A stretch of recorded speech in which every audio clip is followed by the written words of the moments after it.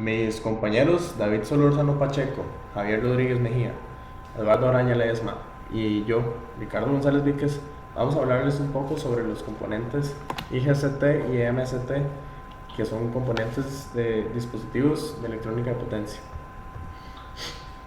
Para iniciar, vamos a comentarles un poco sobre el IGCT, el cual se ve presente en la siguiente imagen.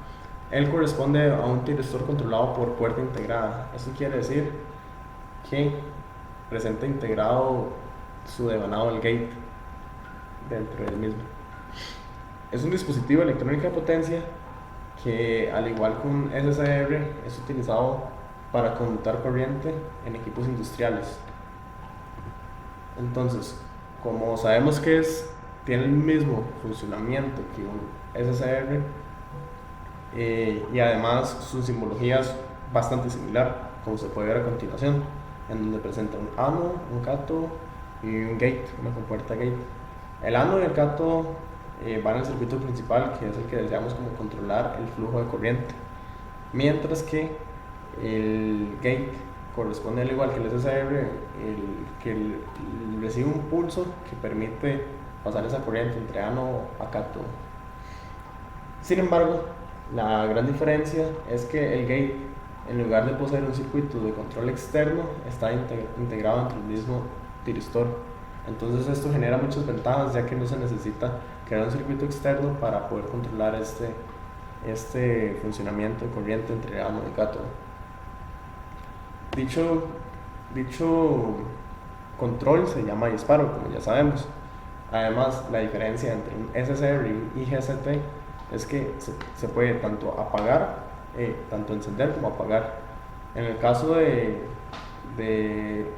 encender o dejar pasar la corriente a través del ánodo y el cátodo, se aplica una corriente positiva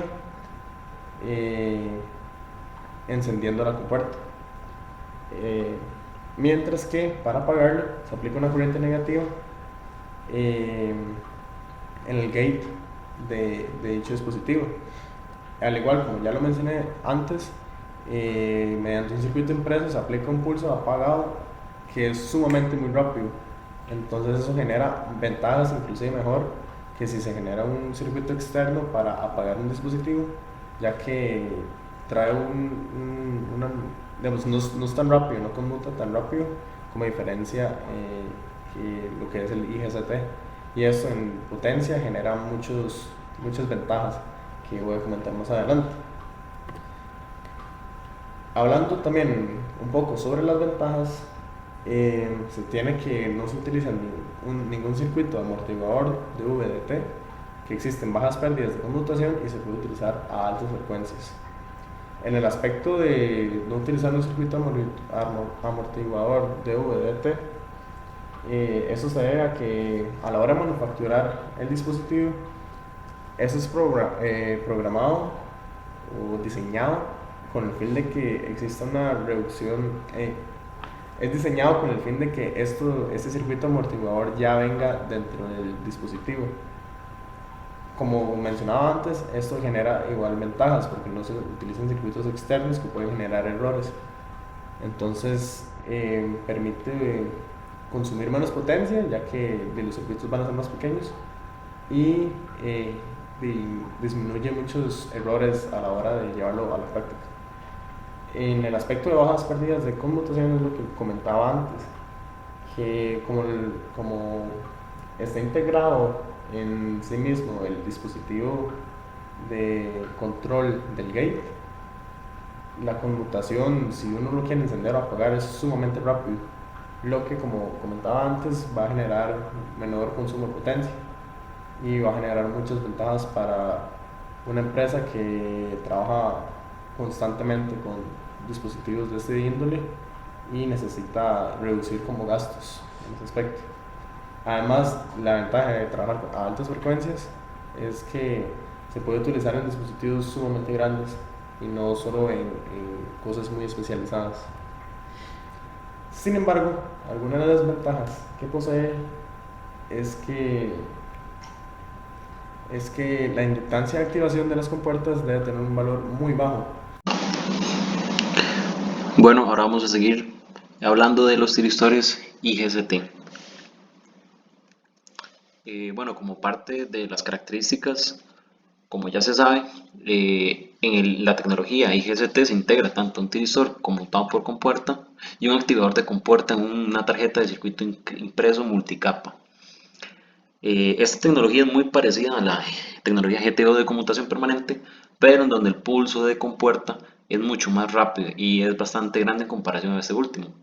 Entonces, por esta parte se considera que la tecnología GCT básicamente es una mejora de la GTO. Entonces se considera la evolución de esta tecnología, en donde igual su activación y desactivación va a ser por la compuerta y con la gran diferencia o la marcada diferencia de que incorpora una etapa de control.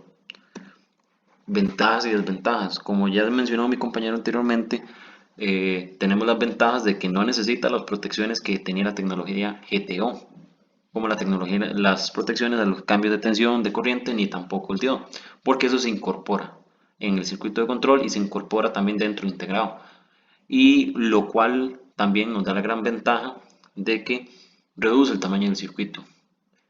Además, como es una corriente que se manda mucho más rápido y es una corriente en menos tiempo, hay menor consumo de potencia y las velocidades aumentan. Ahora, cuando hablamos de las condiciones de funcionamiento, ¿cómo funciona este? Bueno, este funciona muy parecido a como trataba la tecnología GTO. Pues permite bloquear también voltajes positivos o positivos y negativos y conduce corrientes en un mismo sentido en donde la función de encender y apagar el dispositivo lo acciona la tensión en la compuerta. Ahora, vamos a hablar un poco sobre cómo es la distribución a nivel de semiconductores, cómo es el circuito equivalente, o más o menos cómo es el circuito que estamos trabajando, y el símbolo. Entonces, a la de izquierda, perdón, vamos a ver el símbolo de la tecnología GTO. Primero voy a hablar de la tecnología GTO porque es básicamente la misma idea, con otras incorporaciones. Entonces, es necesario entender bien este punto. La tecnología GTO se simboliza como se presenta en la izquierda. En el centro vamos a ver un corte transversal a través de esa tecnología. Entonces vamos a ver una distribución de semiconductores. Y ahora, bueno, ¿qué pasa cuando vamos a agregar una tensión? Vamos a aplicar una tensión entre la compuerta y el cátodo negativa. Entonces, cuando yo aplique una tensión negativa, ¿qué va a pasar? Que va a fluir la corriente por el negativo. Si es negativa con respecto a la compuerta cátodo, entonces la corriente iría saliendo de la compuerta, ¿verdad? Entonces, lo que va a pasar es que esa corriente no va a lograr, bueno, no va a lograr polarizar la unión PN. Entonces, aunque haya una tensión entre ánodo y cátodo y la unión PN del ánodo se polarice, hay una sección de agotamiento donde se dice que no hay conducción. Y si por otra parte aplicamos una tensión con puerta cátodo básicamente positiva, lo que va a pasar es que la unión PN que está justamente pegando con el cátodo se va a polarizar. Eso va a lograr que el movimiento de cargas vaya hasta la siguiente sección N y como ya estaba polarizada la unión PN del ánodo, entonces eso va a ser una conducción directa y la corriente del cátodo va a ir directamente al ánodo. Ahora bien, va a ser muy rápido la transición por lo del circuito de control, que tiene una distribución de condensadores y demás que ayudan a aumentar esos valores. Y a la derecha, por otra parte, vamos a ver el circuito idealizado, que si lo ven es una unión PNP y una unión NPN. Entonces, básicamente son dos transistores. Ahora, tiene sentido de analizarlo como lo veníamos analizando en el centro. ¿Por qué? ¿Qué pasa cuando no se logra polarizar el transistor de abajo?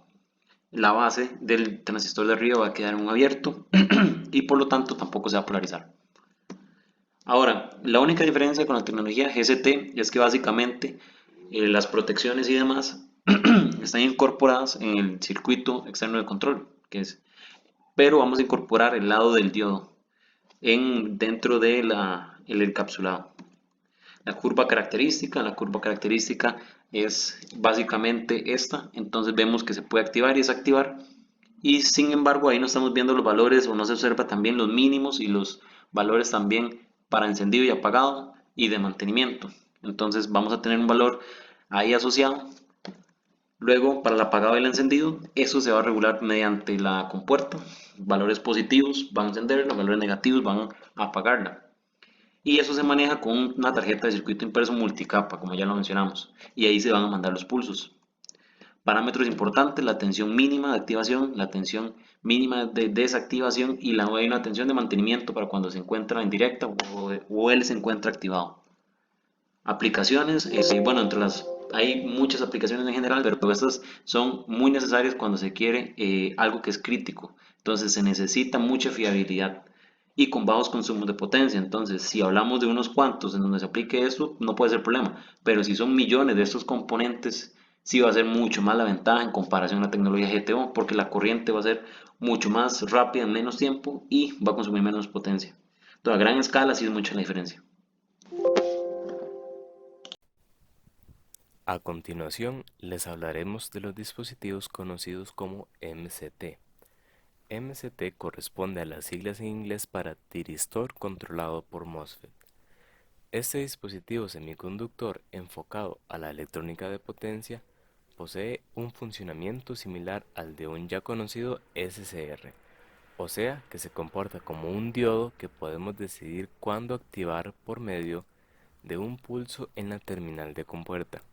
La diferencia recae en que, además de poder decidir cuándo activar el paso de corriente a través de él, también podemos decidir cuándo cerrar este paso de corriente, de igual forma mediante la terminal de compuerta. Su funcionamiento básico consiste en su activación mediante un pulso negativo en la terminal de compuerta referenciado al ánodo y un pulso positivo en la misma terminal para su desactivación. Si vemos su estructura interna, podemos observar una multitud de capas de silicio con distintos tipos de dopado, pero para el análisis utilizaremos el circuito equivalente representado por un MOSFET canal P, un canal N, un BJT PNP y un BJT NPN. Cabe recordar que el MOSFET canal P y el BJT PNP se activan con tensión y corriente negativa en sus terminales de compuerta y base respectivamente, y el MOSFET canal N y el BJT NPN con tensión y corriente positiva respectivamente. Cuando pongamos un pulso negativo en la compuerta, se activará el MOSFET canal P en nuestro circuito equivalente. Este permitirá el paso de corriente desde el ánodo a través de sí mismo, lo que llevará una corriente hacia la base del transistor BJT NPN, lo cual lo activará, y debido a que su colector está conectado a la base del BJT PNP, habrá una corriente negativa vista por el PNP y también se activará.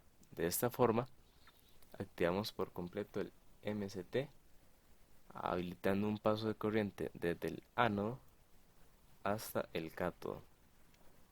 Para apagarlo, solo debemos poner un pulso positivo en la compuerta. Este pulso activará únicamente el MOSFET canal N y apagará el MOSFET canal P.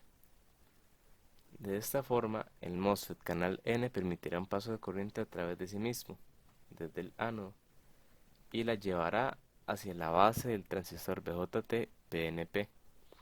Y como este se activa con corrientes negativas, al haber una corriente positiva, lo apagará, y este impedirá el paso de corriente desde el ánodo hacia el cátodo. De esta forma logramos apagar el MCT. Una vez visto el funcionamiento de un MCT o tiristor controlado por un MOSFET, ahora vamos a ver algunas de sus características. En primer lugar, tenemos las ventajas. Entre las ventajas se pueden ver las siguientes. La primera es que posee una baja caída de voltaje directo durante la conducción. Esta es la principal ventaja que tiene con respecto al IGBT y es una de las razones por las que tal vez escogería usar este con respecto al otro. En tiempo de activación rápido y desactivación rápido también. Ambos, bueno, el rápido anda típicamente en los 4 milisegundos y el desactivación anda en 1,25. Ambos están dados para un MCT de 300 amperios y 500 voltios. Tiene una alta impedancia en la puerta. Esto permite simplificar los circuitos de excitación, ya que se pueden poner en paralelos sin mayor problema. Hay bajas pérdidas de conmutación, ya que esto es una característica de gran utilidad para los circuitos de potencia, ya que a menudo se realizan muchas conmutaciones o conmutaciones a muy altas velocidades y esto disminuye las pérdidas. Se tiene una alta ganancia de potencia, lo que permite controlar el dispositivo directamente desde compuertas lógicas o otros dispositivos que no son capaces de entregar mucha corriente. Eso también permite simplificar los circuitos de excitación y es una ventaja considerable. Se tienen altas capacidades de IDT y una alta capacidad de VDT. Este dispositivo se comporta muy bien hacia estos cambios bruscos, por lo que a veces se puede minimizar o a veces hasta ignorar las protecciones con respecto a este cambio de corriente, a este cambio de tensión. Ahora, pues tenemos algunas desventajas que posee. La primera desventaja es que posee una baja capacidad de bloqueo para voltaje inverso.